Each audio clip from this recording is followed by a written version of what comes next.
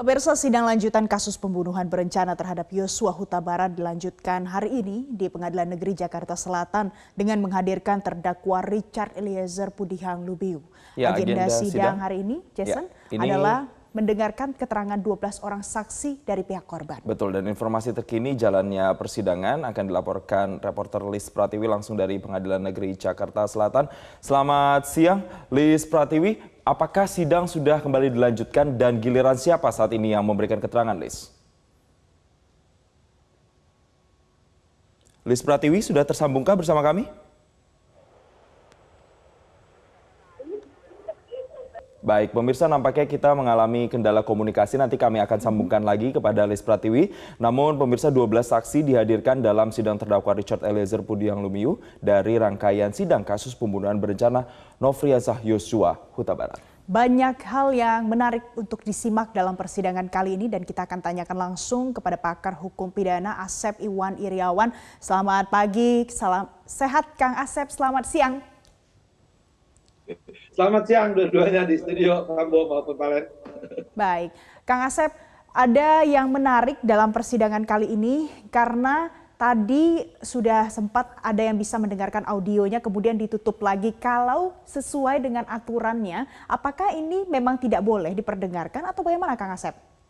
Ya, aturan sidang itu ada di ICCPR ya, Konvensi Internasional tentang hak asasi, tentang hak sipil manusia di Republik ini, dan kita sudah diundangkan menjadi undang-undang di kita.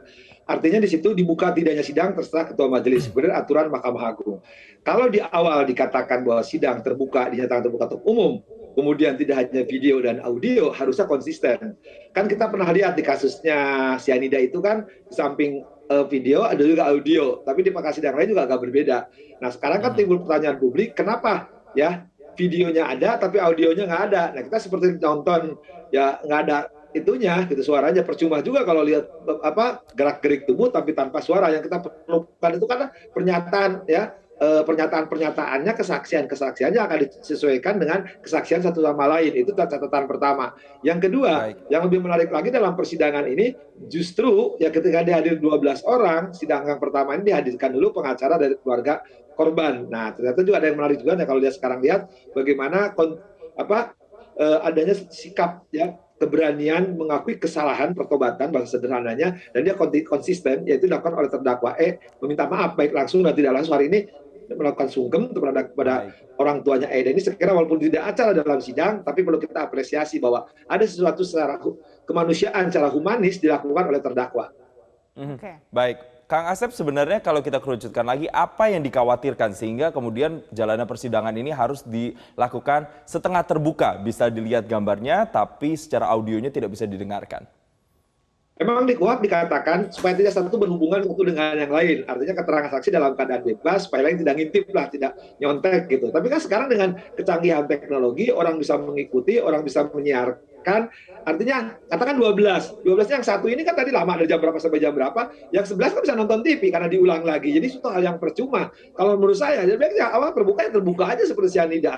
Atau sejak awal ya tertutup. Tertutup dalam arti tidak boleh disiarkan langsung walaupun satu TV gitu. Tapi kalau sekarang separoh-separoh kesannya itu ya, kalau diulang lagi yang sidang sebelumnya tertunda kemudian diulang lagi, kan saksi berikutnya sudah tahu.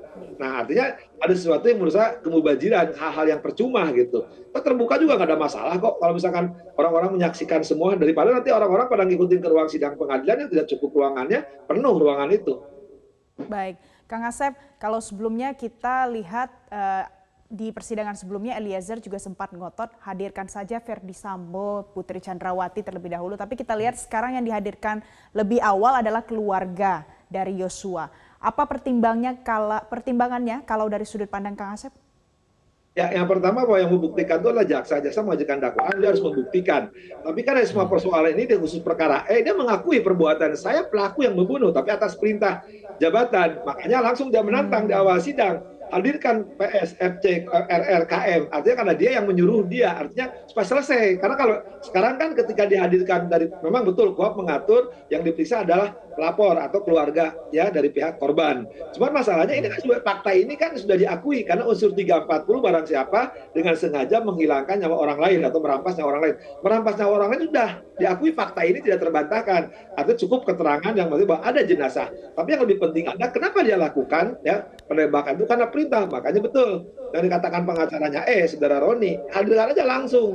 Ya yang pertama itu biar jelas perkaranya. Jadi publik pun memang pengen mengetahui itu, dan memang di persidangan juga tidak dihalangi untuk aturan itu.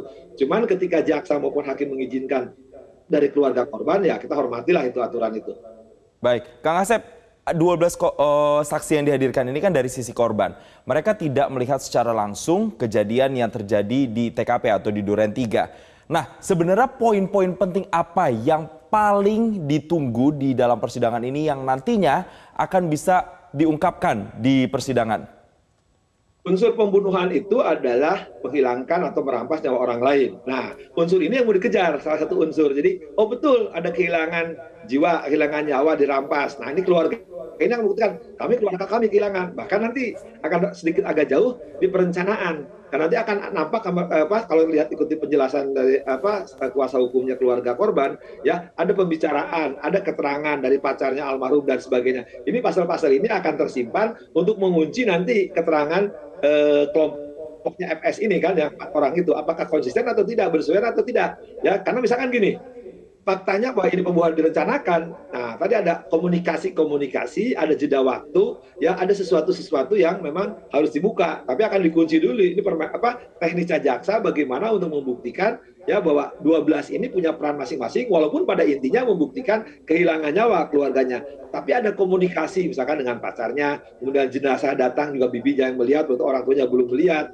Nah, setelah itu fakta-fakta itu akan menjadi dasar untuk kelak apakah berusaha tidak dengan FS maupun PC, RR maupun KM. Baik, Kang Asep, adakah potensi keterangan dari saksi korban ini bisa memberatkan hukuman Eliezer? Ya, nah nanti kan setidaknya itu kan berat ringan hukuman harus dipertimbangkan oleh hakim. Misalkan gini, dari sisi kemanusiaan dalam tanda petik, J ini almarhum seorang anak buah yang patuh, taat, kemudian juga dekat dengan keluarga, tapi kok dilakukan oleh komandannya. Artinya apa? Perbuatan itu dilakukan pada orang yang sebenarnya dikasihani, disayangi, kok diperlakukan dengan cara-cara tidak manusiawi. Akhirnya pasti pelakunya harus lebih berat hukumannya. Kang Asep masih tersambung bersama kami? Masih. Ya, Kang Asep lanjutkan pertanyaan tadi yang sempat terjeda. Posisi Richard Eliezer ini kan justice collaborator. Lalu kemudian dia tidak mengajukan eksepsi, artinya menerima dakwaan dari JPU, dan saat ini pemeriksaan saksi-saksi dilakukan. Kalau pemeriksaan saksi ini keterangannya match dengan keterangan yang disampaikan oleh Richard Eliezer sebagai justice collaborator, ini apakah posisi Richard Eliezer akan diperingan kalau majelis hakim bisa mempertimbangkan ini untuk memperingan hukuman dari Richard Eliezer? Apakah bisa, Kang Asep? Ya, jadi sekarang harus kita hormati, hargai bahwa Eliezer sebagai JC. Mulai proses tahapan-tahapan asesmen dari lembaga oleh undang-undang, yaitu LPSK. Tidak mungkin kalau orang jujur, orang konsisten mengatakan kebenaran, membuka aib yang lebih besar, semua yang terjadi dalam kepolisian ini, peristiwa ini. Artinya apa? Bahwa dia dianggap benar, jujur, patuh. Itu dulu. Nah, ketika sekarang yang bersangkutan JC seharusnya beberapa negara tidak diproses. Nah, lebih berkaitan lagi, lebih hebat lagi, di awal juga tidak mengajukan eksepsi, menyatakan membenarkan isi dakwaan, cuman dengan beberapa catatan. Nah, catatan yang dikemukakan oleh pengacaranya Roni mengatakan bahwa justru dia melakukan itu, dia mengakui, tapi atas perintah. Nah, atas perintah itulah yang akan dibuktikan oleh pengacaranya, ya, bahwa dia secara undang-undang dilindungi oleh pasal 51. Jadi orang yang melaksanakan perintah jabatan tidak dapat dipertanggungjawabkan. Yang diminta pertanggungjawaban adalah yang memerintah. Kenapa ini lahir? Ini logika berpikirnya. KUHP itu melarang perbuatan pidana, tidak boleh membunuh, menganiaya, merkosa dan sebagainya. Tapi alasan penghapus, sekali lagi, yaitu pasal 51, alasan memperingan, memperberat. Nah, sekali lagi, ini termasuk di alasan penghapus. Betul perbuatan itu dilarang, tapi dia karena perintah jabatan. Nah, perintah jabatan ini tadi pemeriksaan pembuktian harus dibuktikan oleh ahli forensik, ya, oleh ahli psikologi, bahwa dia situasinya tertekan, tidak ada pilihan lain untuk melakukan itu. Dan kita ingat pernyataannya, apalah seorang anggota harus melawan seorang jenderal. Dan didukung oleh bukti-bukti lain bahwa dia melakukan itu. Ya sekali lagi, sebelumnya jadi ada tindakan-tindakan yang sifatnya ya sekali lagi harus ngisi peluru, ditembakkan, perintah tembak. Bahkan lebih menarik lagi ketika baca di perkara lain ya, bahwa penembakan oleh E 1, 2 kali, 3 kali atau 4 kali, ternyata ada penembakan lain yang justru akan dibuktikan oleh forensik.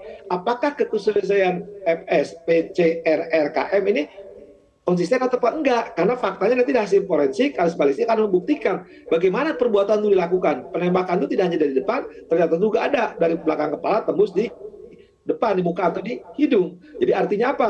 Ini harus dilindungi, bahkan secara hukum seperti saya katakan, Ajasa Indamun tadi ya, dia harus dibebaskan. Itu undang-undang yang memerintah, itu asas dimanapun berlaku. Cuman banyak orang mengatakan, oh dalam keadaan perang, dalam keadaan darurat, tidak ada klausul itu. Sekali lagi, tidak dapat dipidana, tidak dapat dipertanggungjawabkan, tidak ada klausul lain. Dan itu berlaku bagi sipil, bukan hanya untuk militer. Jadi bukan berarti Eliezer bisa dibebaskan, tapi karena pembunuhan tetap terjadi kan, Kang Asep? Ya, pembunuhan terjadi. Cuman tadi di KUHP itu ada, memang pasal itu pasal melarang perbuatan pidana termasuk membunuh. Cuman di buku 1 itu ada exception tadi, alasan pembenar yang bisa menghapuskan perbuatan itu. Perbuatan itu hapus karena perintah undang-undang, misalkan perang, tembak-tembak, nggak boleh, itu perintah undang-undang, harus melawan ya. Atau terpaksa. Kasus begal kan? Ada kasus begal. Kalau ini karena perintah atasan, atasannya harus bertanggung jawab, bukan yang bersangkutan bertanggung jawab. Baik, Kang Asep, jadi kesimpulan yang bisa dipahami bisa ada potensi Eliezer bebas dari ancaman hukuman? Kalau saya tegas dan jelas tidak ada potensi, harus dibebaskan. Karena dia unsur sengajanya tidak terbukti, dia tidak mengendaki. Karena dia cuma mengetahui untuk melaksanakan perintah. Perintah itu perintah jabatan. De jure de facto di bawah otoritas, bawah kendali, itu jurisprudensinya. De jure de facto di bawah otoritas dan kendalinya komandannya. Dan komandan harus bertanggung jawab. Apalagi ketika merintah, dia pakaian jenderal. Baik, Kang Asep, tadi kami mendengarkan juga keterangan dari rekan kami, Soza Hutape, yang melaporkan langsung dari Pengadilan Negeri Jakarta Selatan. Ini kita kembali lagi keterangan saksi. Komarudin ini selaku kuasa hukum menyatakan bahwa ia mendapatkan informasi ketika dirinya melakukan investigasi bersama dengan Intel dan orang-orang yang dianggap bisa dipercaya memberikan informasi. Ketika bukti-bukti itu atau informasi tersebut dibawa ke pengadilan, seberapa kuat atau seberapa valid informasi dari informasi yang sifatnya intel ini atau orang-orang yang dipercaya tadi, Kang Asep? Ya, peristiwa itu dibuktikan alat bukti. Alat bukti ada 5, saksi, ahli, surat, petunjuk, keterangan terdakwa. Jadi saksi yang kita melihat, dia mendengar, ya, mengetahui dan mengalami, itu dihadirkan oleh jaksa. Kalau ada saksi, sekali lagi ada saksi mengatakan katanya dan saksi lain, itu namanya kesaksian de auditu. Biasanya hakim tidak akan mempertimbangkan karena di fakta persidangan itu dukung bukti kalau saksi sudah lihat, dia dengar atau bersesuaian dengan yang lain. Kalau nggak bersesuaian, dia tidak melihat, tidak mengalami dan tidak mengetahui, biasanya dikesampingkan.